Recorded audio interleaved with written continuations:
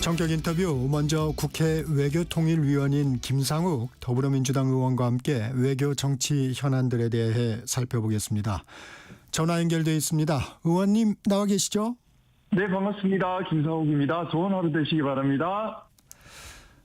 먼저 이번 한일 정상회담 결과 어떻게 보셨습니까? 네, 좀 분명히 실망하신 분들도 계실 것 같습니다. 하지만 저는 개인적으로는 예전 1998년 김대중 오부치 선언 이후에 일본의 아베 정권이 들어서면서 사실상 일본의 극우화 경향으로 인해서 한일 관계가 많이 파탄됐었습니다. 그 파탄됐던 한일 관계가 미래지향적으로 회복되는 큰 좀 이 주춧돌이 되지 않았나 생각을 가지고 있고요. 조금 더 상세히 말씀 올리면 네. 한반도를 둘러싼 지정학적 변화가 지금 크게 요동치고 있습니다. 네. 예전에는 북한 뒤에는 중국과 러시아가 있고 우리 대한민국 뒤에는 미국과 일본이 있는 대립구도였다면 지금 본질적인 변화를 하고 있습니다. 미중 패권 다툼의 그런 연장선상에서 미국과 러시아가 많이 협력을 하고 있고요. 동시에 미국과 유럽의 관계는 또 멀어지고 있습니다. 또 미국이 지금까지는 안보를 책임졌다면 이제는 미국은 본인의 안보 그리고 대중국 견제 이외에는 각자 안보는 각자가 책임지라는 취지로 입장도 바뀌고 있고요. 또 이번에 관세 전쟁이라고 표현하는데 이런 일련의 사태를 통해서 단순히 미국을 믿고 의지한다고 해서 해결이 다 되는 건 아니다. 이렇게 본질적인 변화가 많이 생기고 있어요. 네. 또 북한과 러시아가 밀월 관계가 되면서 중국과 북한 관계가 멀어지고 있고요. 정말 한반도를 둘러싼 지정학적 변화가 크게 일어나고 있는데 이런 큰 변화 속에서 우리 대한민국이 주도적으로 선도적으로 미국과의 관계, 러시아의 관계, 중국, 일본과의 관계를 이끌고 가면서 평화를 만들고 조화를 일으켜내는 이런 중요한 역할을 하기 위해서는 좀 정말 어떻게 보면 유연한 외교가 필요하고요. 그걸 위해서는 일본과의 관계 개선, 특히 미래지향적으로 필요한 부분에서는 손을 잡고 함께 경우에 따라 우리 대한민국과 일본이 함께 미국에 대항할 수도 있는 것이고 대한민국과 일본이 함께 러시아와 모종의 협의를 할 수도 있는 겁니다. 이런 여러 가지 가능성을 만들기 위한 좋은 시작점을 놓았다. 그렇게 보고 있습니다. 유연한 외교, 실용 외교를 말씀하시는 건가요? 네, 맞습니다. 과거보다는 미래에 방점을 뒀는데 이시베아 총리의 김대중 오부치 선언의 계승이 언급됐지만 강제징용이나 위안부 문제 등 과거사 문제에 대한 구체적 내용은 빠졌습니다. 이 상황은 어떻게 보세요? 그 부분에 대해서 당연히 아쉬움은 있는 것도 사실입니다. 어떻게 보면 김대중 오부치 선언 그 당시에는 일본 측에서 과거사에 대해서 진정어린 사과 이런 부분이 좀 전제가 되었었는데 이번에는 좀 그런 부분들은 조금 일단 빠진 것 같아요. 하지만 이 부분은 일본 국내 정치 상황도 우리가 고려하면서 같이 갈 수밖에 없는 것 같습니다. 일본의 상황을 무시하면서 우리의 입장만 계속 요구해버린다면 결국에는 다음 단계로 가지 못할 텐데요. 우리나라도 그렇고 일본도 그렇고 어떻게 보면 지금 실용적 필요성 때문에 두 나라 간에 가까워지고 있는 측면이 좀 크다고 생각합니다. 그래서 조금 민감한 사안은 앞으로 조금씩 더 풀어가는 시간을 두고 풀어가야 될 문제라고 생각하고요. 일단 첫술에 배부를 수는 없습니다. 이번 회담을 통해서 한국과 일본이 미래지향적으로 실용적으로 서로 협력할 부분에 대해서 외교적인 협력을 더해가는 시작점이다. 이렇게 좀 봐주시면 좋을 것 같습니다. 이재명 정부 출범 후에 첫 양자 외교 당사국으로서 미국보다 일본이 선택된 점도 이례적이었습니다. 이 전략은 어떻게 평가하세요?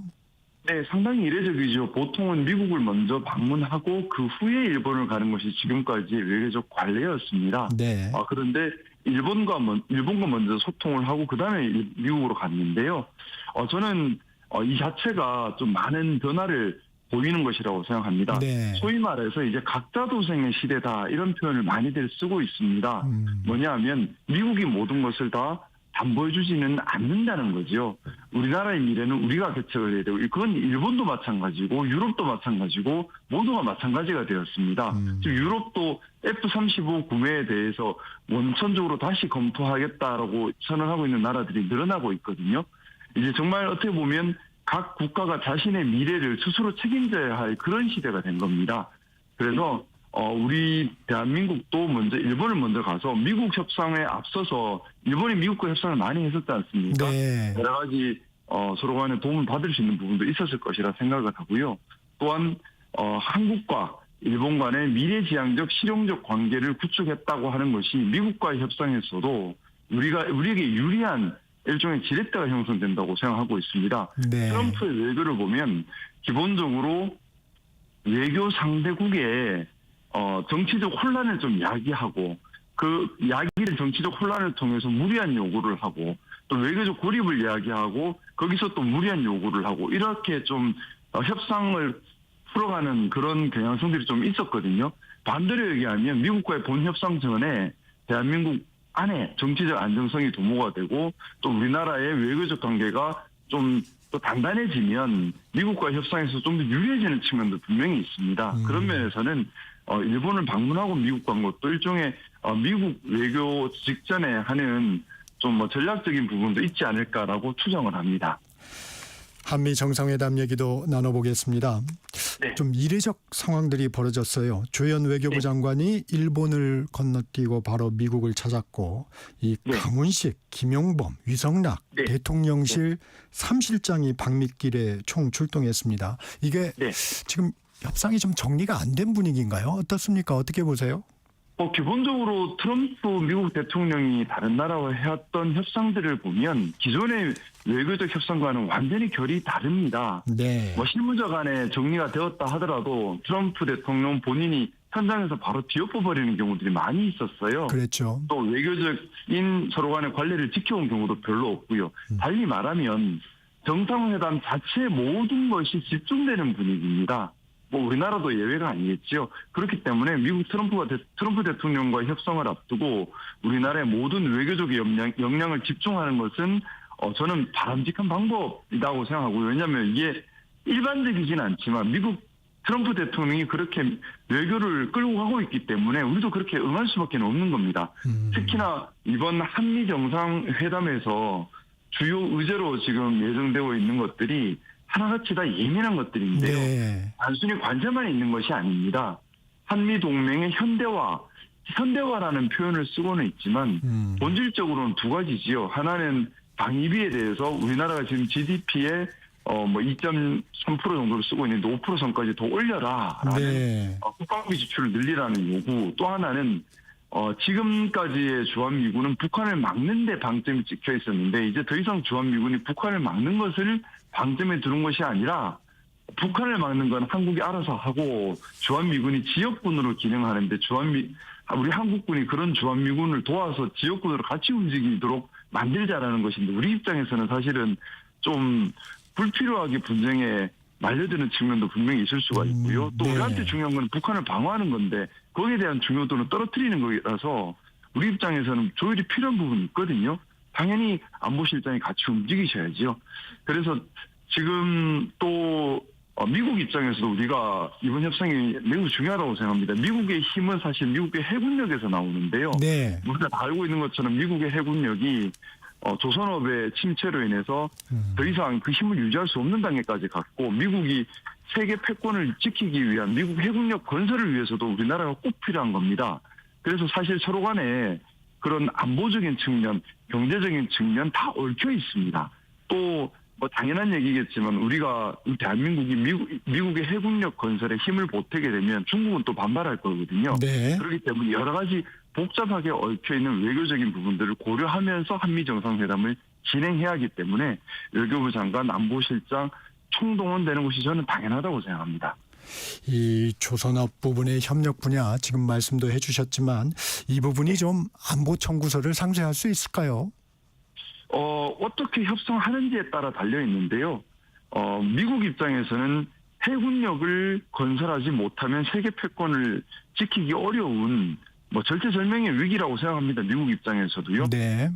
또 우리 입장에서는 미국이 요구하는 대로 그대로 따라갈 수가 없습니다. 미국이 요구하는 예를 들어 동맹의 현대화라고 하는 것이 대북 억지력은 약화되면서 동시에 미국의 분쟁에 우리가 같이 말려드는 그런 위험성도 분명히 가지고 있는 겁니다. 네. 이런 면에서는 우리가 미국에게 실질적인 도움을 주면서 우리가 함께 할 수 없는 것에 대한 양해도 분명히 구하는, 하지만 이것이 분쟁적으로 되지 않고 유연하게 스무스하게 넘어가도록 진행을 해야 하거든요. 네. 그런 면에서 우리가 가지고 있는 제일 중요한 카드라고 생각하고요. 또 이 부분은 사실 우리 잘만 협상하면 우리나라의 발전에도 도움이 많이 된다고 생각합니다. 미국이 아무리 조선업을 살리고 싶다 하더라도 지금 미국 같은 경우 1인당 소득이 8만 불을 넘었지 않습니까? 그런 상황에서 현실적으로 조선업을 살리는 건 한계가 분명히 있습니다. 달리 말하면 결국 배를 건조하거나 배의 주부품들을 만드는 것은 우리 대한민국의 도움 없이는 갈 수가 없는 것이고요. 우리의 조선업을 한 단계 더 올릴 수 있는 기회가 될 수도 있다고 생각합니다. 물론 이 부분을 진행할 때에 중국과의 관계도 또 고려를 하면서 진행을 해야 할 겁니다.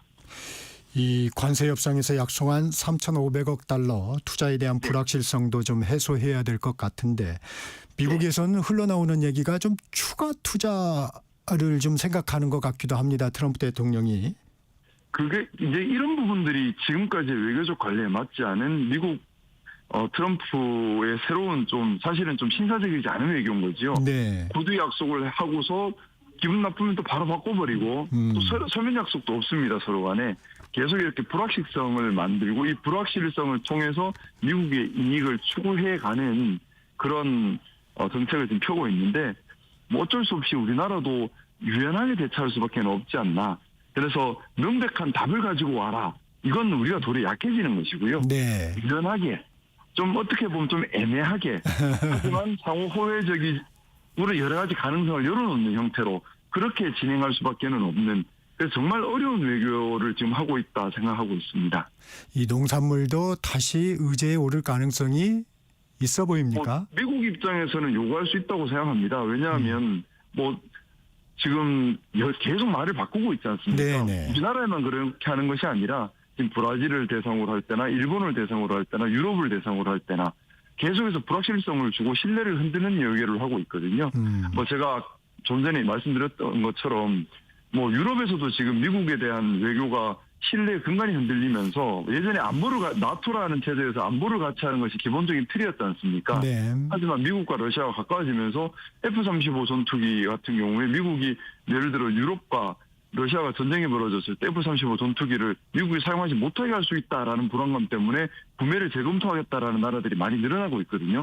본질적인 신뢰관계가 흔들리고 있는 부분도 분명히 있어요. 일단 미국의 이런 외교 정책이 앞으로 계속해서 할 수 있는 것인가? 그건 변론으로 하더라도 당장은 좀 신뢰를 흔드는 그래서 불확실성을 만드는 데서 트럼프가 힘을 얻으려고 하고 있기 때문에 이 부분은 우리가 예의주시할 수밖에 없습니다. 그래서 지난 협상에서는 농수산물 부분이 빠졌지만 언제든 다시 또 화제로 갑자기 갖고 올 수 있는 거거든요. 트럼프의 지금까지 트럼프 미국 대통령의 외교라는 것이 늘 그런 불확실성을 바탕으로 했기 때문에 준비는 해야 한다고 생각합니다. 우리한테 또 관심이 한미 원자력 협정 개정 논의입니다. 네네. 우리나라는 그 에너지 목적의 우라늄 농축과 핵 재처리를 요구할 것으로 보이는데 네. 이 트럼프 대통령 어떻게 반응할까요? 우리나라가 지금 사실은 이 핵발전소에 이런 위험한 핵물질들을 보관하는 것이 한계에 다다랐습니다. 또한 북한의 핵 위협이라고 하는 것도 분명히 현존하는 위협입니다. 우리나라 입장에서는 미국과 이런 핵 분야의 서로 간의 협력은 꼭 필요한 부분입니다. 네. 우리가 가지고 있는 여러 가지 핵 기술들이라고 하는 것이 기술 원천이 미국에 근거한 것이 많이 있거든요. 이런 부분에서 분명히 미국이 과도한 요구를 할 수도 있고요. 하지만 우리 입장에서는 우리가 핵무기를 개발하지 않고 있는 것은 미국이 이런 핵 분야에서 협력을 한다는 것이 전제되어 있기 때문입니다. 네. 서로 간에 어떻게 보면 협상 과정에서 과도한 요구를 할 수 있겠지만 마지막 단계에서는 서로 간에 과도한 요구를 할 수 없는 예를 들어 우리가 핵무기를 갖겠다는 말을 함부로 할 수 없는 것처럼 미국도 핵과 관련된 협력을 단절하겠다는 얘기를 우리에게 함부로 할 수 없는 그런 마지노선이 분명히 있다고 생각합니다. 마찬가지로 이번 협의는 그래서 깨끗하게 명백하게 뭔가 도출되기보다는 전략적 유연성이라고 하지 않습니까? 네. 조금은 애매한 좀 그러면서 서로 간의 원칙을 확인하는 그런 형태의 회담이 되는 것이 국익에는 도움이 되지 않을까라는 생각을 조심스럽게 해보고 있습니다. 네. 이재명 대통령의 방미길에 박병석 전 국회의장을 단장으로 하는 중국 특사단이 중국을 방문해서 이재명 대통령의 친서도 전달했는데 네. 이 같은 대응 미국과 중국에 어떤 메시지를 줄 수 있을까요? 정말 치적절한 대응이었다고 생각합니다. 왜냐하면 지금 미중 패권 다툼이 치열합니다. 특히 우리가 마스가 프로젝트를 통해서 미국을 설득하고 있는데 이 마스가 프로젝트가 중국 입장에서는 상당히 위협으로 또 느낄 수 있는 부분이에요. 네. 왜냐하면 중국은 지금 해군력 건설에 박차를 가하면서 시간만 지나면 미국을 충분히 능가한다라는 자신감을 가지고 있는데 어떻게 보면 우리 대한민국이 미국 해군력 건설을 도우면서 중국의 그런 장기 계획을 방해하는 걸로 중국은 볼 수도 있는 거지 않습니까? 네. 하지만 우리 입장에서는 마스가 프로젝트를 지렛대로 이용하지 않으면 미국과 협상에서 경제 협상이나 뭐 동맹 현대화 협상에서 우리가 상당히 곤란해지거든요. 그래서 이 부분이 이 미국과 중국의 다툼을 완화하는데도 우리가 이런 역할을 하는 것이 꼭 필요하다. 이런 부분들을 중국에 또 설득하는 것 정말 중요하다고 생각하고요. 저는 우리 대한민국이 정말 중요한 외교적 시험대에 올랐다고 생각합니다. 네. 우리가 주도적으로 선도적으로 이렇게 미국과 중국 사이에서 역할을 해나가면 미국과 중국의 이런 다툼을 완화하고 세계가 다툼보다는 평화로 갈 수 있는데 길을 놓을 수 있다고 생각하고요. 반대로 우리가 한쪽 편에만 줄을 서가지고 자칫 분쟁을 격화시켜버리면 뭐 미국과 중국의 다툼이 심해지면 자연스럽게 한반도는 또 리스크가 올라갈 수밖에 없거든요. 미국과 중국의 힘이 맞부딪히는 지역이라서 그렇습니다. 그래서 우리는 우리의 실존을 위해서라도 미국과 중국 사이에서 정말 두 나라가 대결은 하겠지만은 그 대결의 장이 한반도가 되지 않도록 해야 하고 우리나라도 양나라 모두 두 나라 사이에서 실용적 외교를 통한 전략적 유연성을 확보해 가는 것 이런 부분들이 매우 중요한 그런 외교라고 생각합니다. 어떻게 보면 한편을 드는 거는 쉬워요. 하지만 이쪽 저쪽 다 달래가면서 같이 가는 건 참 어려운데 그 어려운 것을 해내야만 하는 그런 외교적 무대라고 생각합니다. 국회 상황도 알아보겠습니다. 네. 노란봉투법 통과됐습니다. 이 네. 경제 6단체는 산업 현장의 혼란을 최소화하기 위해서 보안 입법에 나서야 한다고 강조를 했는데 이 후속 조치 아직 그 법안에 보면 좀 명확하지 않은 부분들이 좀 있는 것 같습니다. 이런 부분들을 좀 정리해 달라는 요구 같은데 어떻게 보십니까? 네, 뭐 그런 요구들 당연히 생겨나는 것이고요. 또 우리가 또 계속 귀 기울여서 팔로우업 해야 되는 부분이라고 생각합니다. 이번 노조법 2조 3조 개정과 관련해서 뭐 여러 가지 논란들은 있었지만은 사실상 노동쟁이 범위 확대 즉 2조 5호 부분에 대해서 제일 좀 첨예한 대립이 있었던 것 같고요. 네네. 그 말고는 또 2조 2호 사용자성 확대 부분 이런 부분들이 좀 그 대립이 있었던 것 같습니다. 기본적인 방향성은 우리의 헌법 가치, 헌법에 적시되어 있는 노동 3권을 실질적으로 보장해내자 그리고 또 공정함을 노동 안에서 만들어내자라는 것이었는데 네. 이제 구체적으로 실행하는 과정에서 이제 경영계에서 여러 가지 좀 지금 기준이 모호하기 때문에 생기는 혼란이나 두려움을 좀 걱정하는 부분도 분명히 있습니다. 여기에 대해서는 이제 실행하는 과정에서 우리가 현장의 목소리를 계속 팔로우해가면서 구체적인 기준들을 만들어가는 것이 필요하다고 생각하고요. 우리 민주당에서도 거기에 대해서 지금 많은 관심을 가지고 이 부작용들이 좀 발생하지 않도록 구체적 기준을 마련하는데 함께 하기로 지금 의견을 많이 모으고 있습니다. 계속해서 관심 갖고 부작용이 발생하지 않게 잘 제도가 정착되도록 노력 많이 하겠습니다. 시행령 등에서 이런 부분이 좀 명확히 될 수 있는 방안을 지금 모색하고 계시군요. 맞습니다. 왜냐하면 지금 구체적 기준이 없다 보니까 기업에서 불안해하는 거거든요. 근데 어떤 법을 만든 다음에 이제 시행령이 만들어지는 거잖아요. 시행령에서 이런 노동쟁이 범위에 관해서 조금 더 구체적인 기준들이나 이런 부분들을 검토할 필요성은 있는 것 같습니다.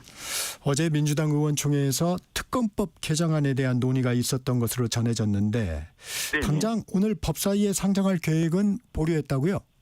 네, 지금 당장 지금 특검법에 제일 어떻게 보면 핵심되는 부분들이 결국 이제 실제 들어가 보니까 시간적으로 너무 촉박해서 좀 기간을 연장할 필요성들도 있고요.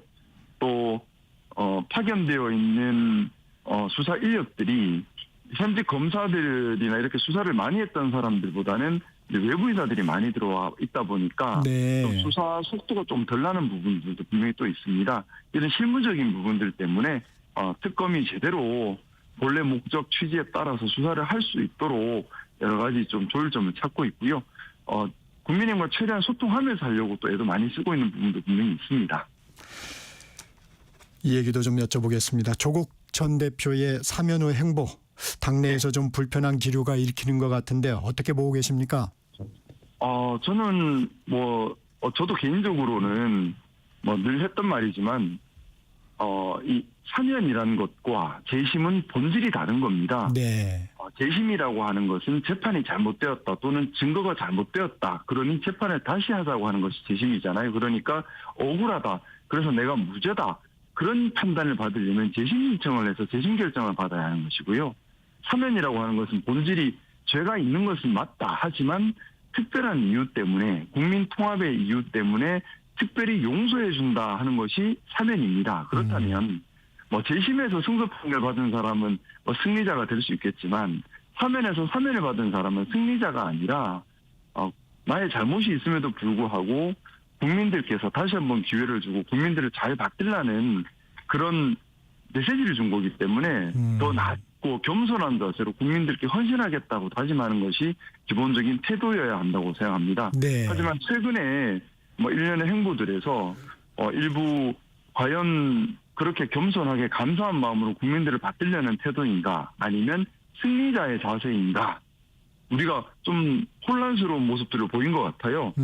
그런 것들 때문에 조국 전 대표가 사면 이후에 보인 태도와 행동이 정말 어떻게 보면 사면의 그 가치를 평가하는 데 있어서 사면의 의미를 평가하는 데 있어서 매우 중요한데 그런 부분에 대해서 실망감을 가지고 있는 건 분명히 맞고요. 네. 그래서 저는 개인적인 생각이지만 조국 전 대표가 본인의 정치적 야망, 자리 욕심, 명예 욕심이 아니라 네. 잘못이 있음에도 불구하고 특별히 정리해 주시고요. 그런 뜻을 받들어서 좀 겸손한 자세로 국민들을 받들겠다는 마음을 냈으면 좋겠다는 바람을 가지고 있습니다. 네. 지금까지 김상욱 더불어민주당 의원이었습니다. 고맙습니다. 네, 감사합니다. 좋은 하루 되십시오. 정격시사 1부 여기서 마칩니다. 안녕하세요. 서울특별시